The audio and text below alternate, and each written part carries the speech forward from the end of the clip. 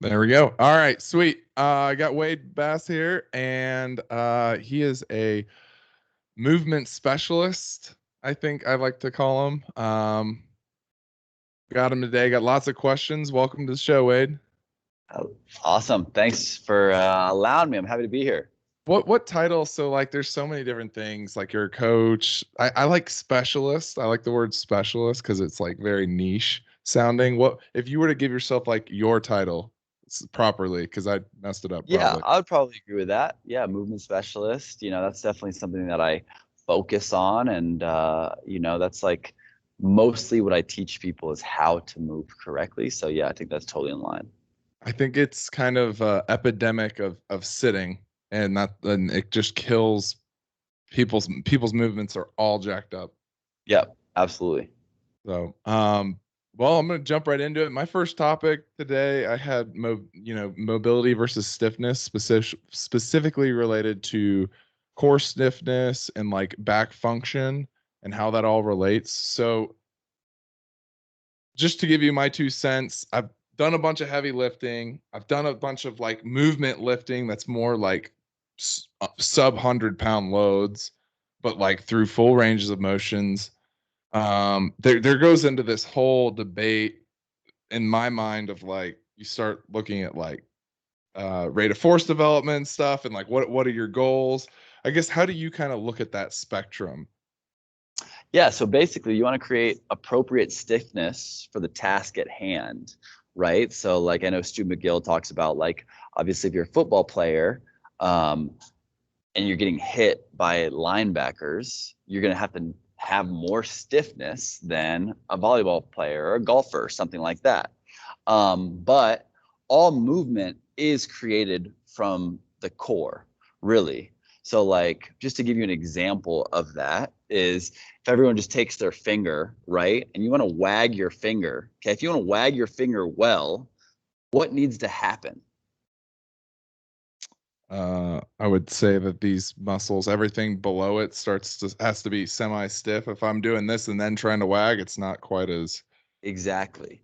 So that's called proximal stiffness for distal performance. So you need stiffness at the wrist for your finger to wag really well. And that's just a little bit of, let's say, proof of how movement works. So if you want your legs to function better, you do need stiffness at the core. Same thing with your arms. You can't really move well if you don't have a stable surface to move from. So obviously in volleyball, you go through all ranges of motion in the spine, and that's really how it's designed to move. I think where the problem comes is, like you mentioned with sitting and things like that, is when people are only in flexion all day long, and then they also perform in flexion, and they lose some of that range of motion to open up and go into extension. Or, some people are in overextension all day and they poke that butt out like they're taking Instagram photos all day long. That also yeah. creates issue. So, Oh, yeah, you want to oh, go ahead. I just never thought of it like that in terms of like, okay, if I'm sitting all day and in this rounded position, my disc is now it's going to shape for the task at hand, like you're saying. And so it's going to be in this common position where the front side of the disc can be shorter than the back, right? I mean, Right. so it's not used to like opening up. I, Yes. Yeah, exactly. So I wouldn't say that, you know, any spinal range of motion is a bad thing, but then when that is the default and the only position, that's where it becomes dysfunctional. and so one of the things Stu McGill says, which I'm not a doctor, so I have an opinion, but it's an opinion. He says you can only have so many spinal movements. There's only your disc only gets so many reps before it's just done. And I find that hard to believe, like that it to say genetically speaking, like I've got a million spinal flexions left, and that's the cap, and it's just preset, and like there's I feel like there's so many more factors than that. It seems like a catch-all statement almost. Yeah, I can definitely see that, but it's funny because like I actually was listening to him today also, and one of the things that he said is that your rate of, let's say, degradation, or like the rate in which your spine is getting wear and tear, needs to be equal to your rate of repair. So like that recovery piece is also just as important as if you're constantly loading, constantly using it by, like you said, lifting those heavy loads. You need to recover, and then I think you do get more reps. But it sounds like it's a downward spiral, because you can get these micro fractures, or like these small things that happen, and if you don't allow those things to repair, then it's going to cascade into things that are worse and worse and worse. Yeah. So, you know, he So is the guy with the or go ahead. So, like thinking of as a volleyball player, because that's mostly what I'm trying to speak to, is that that's why you don't lift heavy in the season, period, right? Because Yep.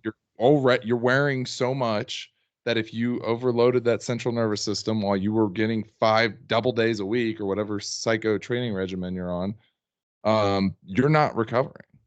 Yeah, absolutely. And like, you know, um, lifting heavy in the gym is one stimulus, and you do put a lot of compressive force on the back and things like that in the gym. But when you're jumping and landing, a lot of times you get like 4 times your body weight of compressive force down your spine by just jumping and landing, especially with the force output that volleyball players produce. That jump and land can end up being a massive load. So if you're doing that on top of lifting in season, you're just asking for those stress fractures and things like that to happen throughout. So yeah, you need to recover just as well as you perform. So I think that kind of goes. So it's really that kind of goes into my next topic of like sports specific lifts and training movements in the gym, and kind of like what I've been doing. I've been talking to you about a lot on the side is like the knees over toes program right now because it's in the middle of my season, and I've been seeing a bunch of benefits from it. It sounds like, and even I think even his program, which is like a 48-week program, he lifts heavy at some point in that 48 weeks. I'm guessing that that would coincide for an athlete like as the off season. I mean, is that how you would see something like that? Yeah, exactly. And like I know he has like 4 indicators of a 40-inch vertical, and one of those is a double body weight back squat. So that just tells you there is you have to be able to produce a decent amount of force, and that's just one of the factors. You don't have to have all 4 of them, but one is like, I think it's elasticity of tissue. Um, Honestly, I forget all of them, but I Mhm. know that double body weight back squat is one of the factors that he says is necessary. Is that like a just out of curiosity? Is that to like a 90 degrees to just a hip to knee, or what where do you Yeah, draw? I'd assume so. And actually, like, so Stu McGill talks about the back squat, like the whole ass to grass concept is not actually functional, but it's a way to count reps. So like you really shouldn't be at a huge load at like a depth to where you have that reversal of your pelvis, because it does create a shearing force on that spine. And unless you have insane mobility, like there's going to be a point to where that pelvis shifts, okay, which is a natural movement pattern. You could call it butt wink. A lot of Yeah. that's the term for it. And you can increase the depth in which you butt wink by opening up your hips and allowing for better mobility, ankle dorsiflexion, things like that. But there is a certain point to where it's probably going to happen to most athletes unless you're super, super mobile. And honestly, a functional squat for the longest longevity of your body is probably to that 90-degree depth. Because that's just where you start seeing those rounding, Yeah. which is where everyone's back pops when they're squatting. If they Yeah. throw it, it's Yeah. like right at that point. Exactly. So Oh, getting strong at that depth is important. And Kelly Starrett, he's got like the 10-minute squat test where that's just hanging out and sitting at the bottom of a squat.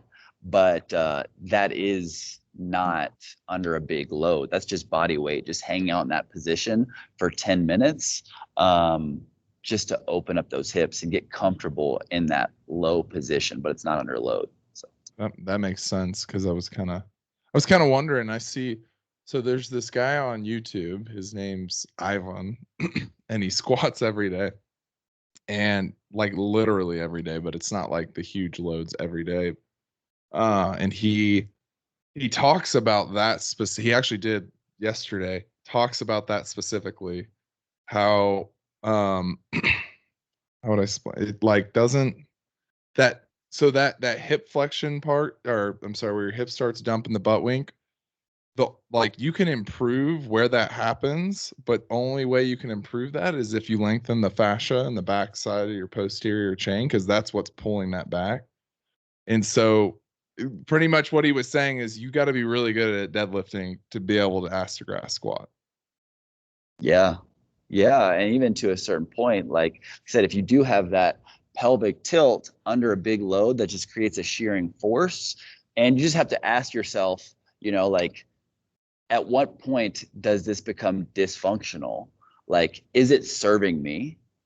If it doesn't serve you, if you're not in a sport to where they're counting reps based off of how low your ass is, when does it become no longer functional? Because it could create more issues than, gains or progress.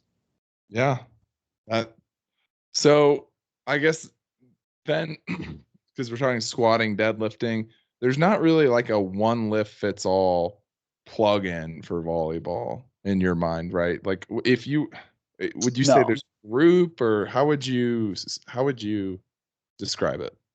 Um, I would really focus on, stability, like being stable at end ranges. I know knees over toes does talk about that a lot, and you spend a lot of time in end range positions.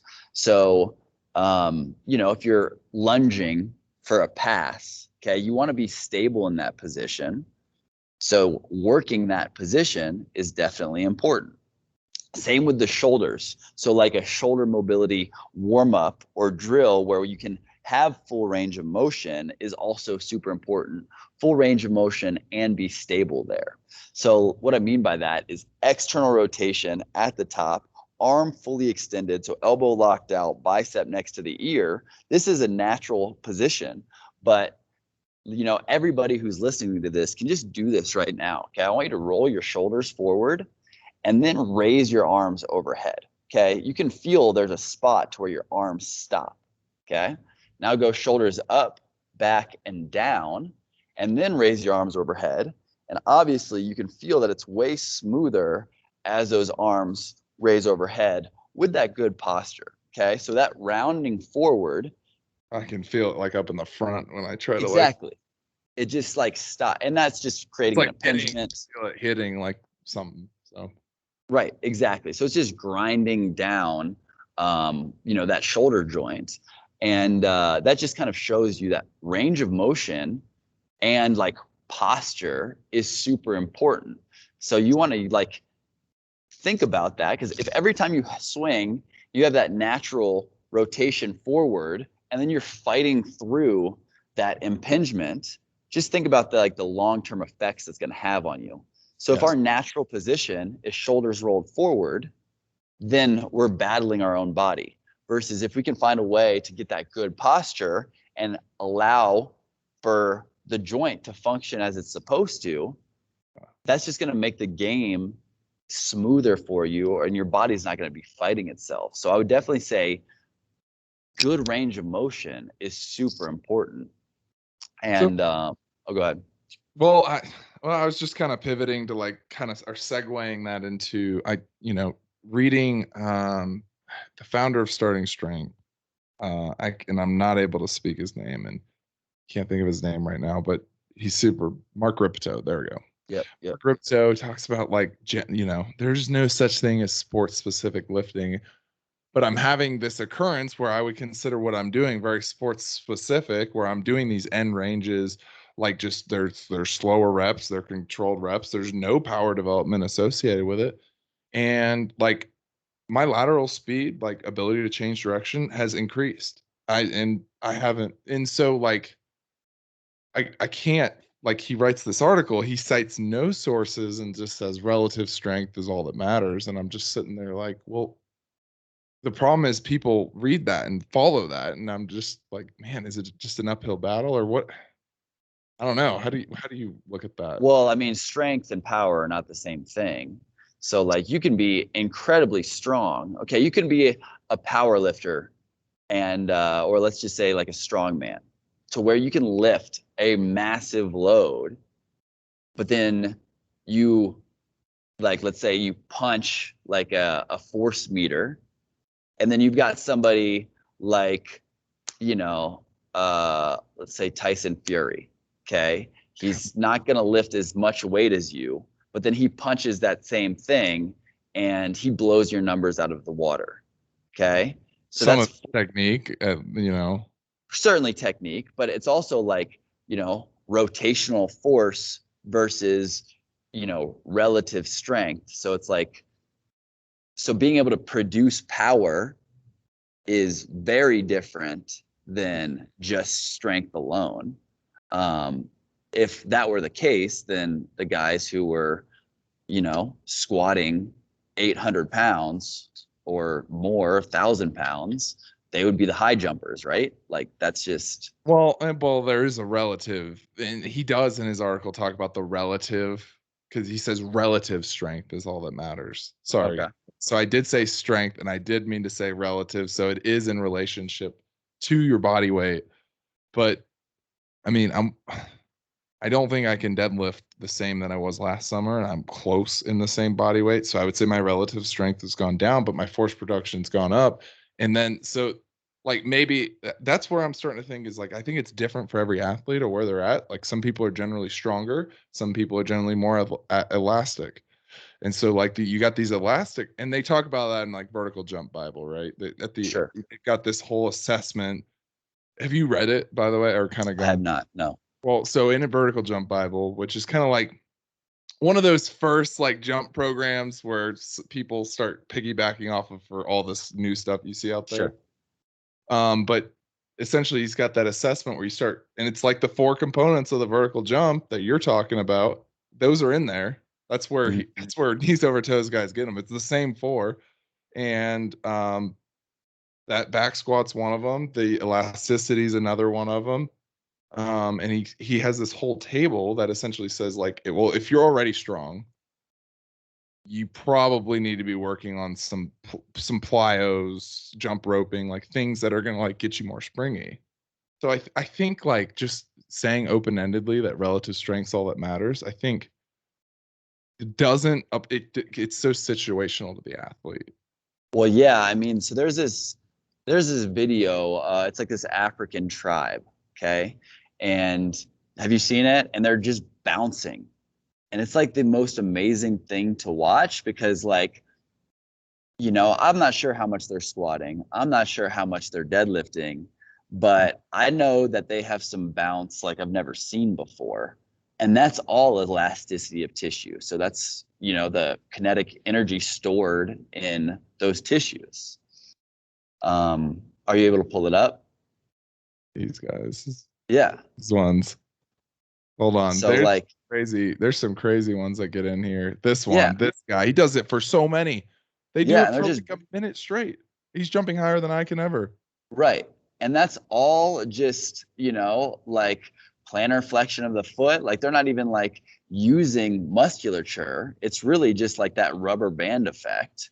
So, and they're just floating over and over and over again. So, Right. like, that also is like, okay, well, these people obviously can fly, but how much are they squatting? How much are they deadlifting? Probably not ever. I bet you I'm much stronger than they are. But Right. they and so I think like the problem with the relative strength statement to me is like it's really situational dependent. So if you've got a girl on your team, she's already pretty strong, she's got pretty developed like musculature in her legs, but she's still not jumping high. Just by looking at the eye test, I would say, well, she probably isn't efficient at creating the force. Yeah, totally. And like, honestly, like I said earlier, um, like the core, being able to stabilize through the core, because if you don't have that proximal stiffness, like you can be strong in the legs, but if you don't know how to just activate your core to create a stable chassis to press off of, you're going to be leaking power through your core. So like that's a whole nother layer too, is just understanding how core bracing plays a role into jumping and really everything else you do, moving laterally, things like that, Yeah. which I would say, just given our modern day living, sitting all day, inflection, our body's inflection all day long, like we don't have the same core mechanics as we used to, so I think that's another additional factor as well. Yeah, I I think I completely agree. Do you look at a taller athlete different than a smaller one, and guys versus girls, or you know, is um I would say just naturally, smaller athletes have better movement mechanics, you why do you, know just because it's like the law of levers. They're just longer, there's more to control, there's a little bit more tension on the joints for somebody who's got longer like bone structure, things like that. yeah? um yeah. So yeah, that makes sense. There's just more to mess up. Oh, Yeah, and it's like the things that you mess up, they just have an amplified effect. So it's like, because it's further away from your body, it's just kind of like basic physics, right. so if you don't have control, it's just more amplified. So if you're looking at doing rate of force development, what are your kind of top couple things you would do? I wrote down here's, jumping rope, plyos, heavy weights. I've seen like these like PGF Performance says like doing all these like little like small like quick jumps. It's kind of like jump roping, but without a Yep. jump. What what Yeah. I like bounding. So like single-legged jumps, like broad jumps. So that would be like elasticity of tissue. So like right leg, left leg, it create, I would also say like depth drops or depth jumps. So stepping off of a box, bounding, or like jumping onto another box. Um, I really like also going from a heavy lift to a plyo. So deadlift into a box jump, or hex bar deadlift, or squat into a plyometric or more dynamic movement. Um, that's another thing that I like to do, and programming it as well, because it just creates stronger contractions because you're used to lifting a heavy weight, even if that's sprinting after. So, man, I think it was USC. I forget the guy's name. He had his athletes, they deadlift like 115% of their body weight, something around that range. And then they jump straight on the track. They would do this off the side of the track. This is a track team. And then they jump on the track, run an 800-meter balls to the wall, and they would put out some impressive numbers. And I think ended up winning like championships off of that training protocol. Um, so would they just out of curiosity, could you PR your 800 if you threw that lift in before doing it, or is it just a good way of creating the gain? I I think guess it's a good way to create the gain. I don't think, it's actually before they're doing a race, they're not going to be like deadlifting on the side and then step onto the starting blocks. At least I I'm don't think just that's what they did. curious. I don't know. I'd be curious to see. I'm just seeing if Sure. it's little tweaks for performance, little one-off Yeah. performance based sports. 100%. But what it does create those stronger contractions that would simulate that, which would ultimately lead to faster runs. So like, I don't know the exact protocol, like the specifics, but I know that was a significant portion of it for sure. Gotcha. Well, that's all the questions I had for you today. I've got lots of more questions Sure. to do more of these. I don't have them drafted up today. Um, what what else would you got to add to the conversation that maybe we didn't touch on in specific about just that relationship between mobility, force development, elasticity? Yeah, like honestly, I would say, and you know this really well, is like mobility is not sexy. It's not fun. You're not lifting weights. You're not bouncing balls. You're it's painful and it sucks, but like embracing the suck and just doing it is so important because it pays massive dividends in the long run that you don't even know about. So that's like the hard thing about it is there's no real way to like identify what it does for you. Okay. But the things that it does do for you are massive as far as injury prevention, or like I said, with even swinging on a volleyball, opening up that range of motion so your body's not fighting itself. Getting Keeps you strong at alive. end ranges. Yeah. So it keeps you exactly. It's all about longevity, and it even boosts performance because when you get stronger at end ranges, you're also just going to perform better.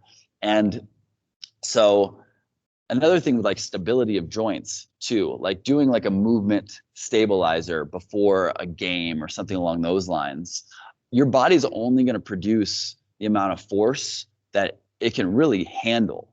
So like working on those stabilizers and the little things prime your body for stability before you go out and perform. So that's another thing that's not very sexy. It's kind of Yeah. tedious, but it does make a big difference. I so that actually, do you just maybe think of two kind of critical points to this is like one, so I told you I was doing the mobility WOD every day. Mhm. And I was doing it at the end of the day and I saw no gains. Literally, I did it for 100 days, no gains in any sort of measurable, like when I would wake up the next day, they were gone. One. And in that I think goes right into like you have to train the tissue with the stimulus. Like you can't just open up the tissue and your body's just going to remember that that's a safe position. Like you've Mhm. got to stimulate the load through those positions with it opened up. Yeah. Um, but the other one you talked about the force projection, like your stabilizers. I heard an interesting conversation about like how strong your like the lower part of your core is, not necessarily up in here, but the part where your rib cage ends. Because like if that's stronger and it feels like it's protected, because there's no bones around it. It's just flesh. And Mhm. so having a really strong lower core, it was directly related to people's ability to generate the force. And Uh, that's a whole nother thing too, is like pelvic floor is a whole nother conversation as well. So that's another like really important thing that's like now women would initially be the ones who like for the long time that's what they would have to focus on because they had would have babies and things like that, and pelvic floor function was important to them, but now it's like kind of making its way into the men's training protocol, and that's also a super important thing to have control of as well. Interesting. I'm so when you say pelvic floor, I don't really know what that means. Yeah, so like sounds kind of funny and weird, but like are you familiar with like the the Kegel exercise for like women? Is that like contracting your legs or something to Yeah, that? no, it's okay. Almost like if this sounds so funny, but like if you were trying to like stop your pee from coming out, Yeah. okay? Okay. It's almost like It's like that that squeeze, function. the bunch butt clenching. Yeah, exactly. So that Stuff. would be like pelvic floor function. Huh. Okay. And yeah, there's a lot of like new research on it, and it's really interesting stuff. And honestly, it's something that I personally need to delve more into. But if you have dysfunction of the pelvic floor, it can lead to a lot of issues. And actually, this could totally be TMI, but the reason that I kind of found out about that is because I was having like testicular pain, Yeah. and So I was having ball pain and I couldn't figure it out. And then I went and saw a physical therapist. And then, yeah, she talked to me a lot about pelvic floor function. And yeah, I feel way better now. And so, like, a lot of that is opening up that tissue. I just use a soft ball. It's called a Courgeous ball, but really you could use like even a volleyball actually. And it's very gentle work, but it would be in your abdominal area. So you could like have it here, just breathing into the ball. I'd be like laying on my belly with the ball right here, just reaching and breathing and just moving it through my core and opening up some of that tissue, especially that lower ab portion. Yeah, so And it's that smash exercise that Kelly yep, Strat has. yep, yep. Yeah, that's a good. I love doing that one. It feels so good afterwards. Kind of like, oh, Yep. well, neat. I think we touched on every spot just enough that I was Yeah. looking for. Um, Sweet. I've got more topics to some point. I want to talk about sleep and nutrition in another one of these. Um, I do want to talk about people who have disc pains and different things I've tried and get some of your opinions there as well. Sure. So we'll have to do that. We're out of time today. Yeah. We'll keep these conversations going. All right, cool. Well, that's all I've got for today, man. I'll talk to you later. Cool. Thanks, All right. brother.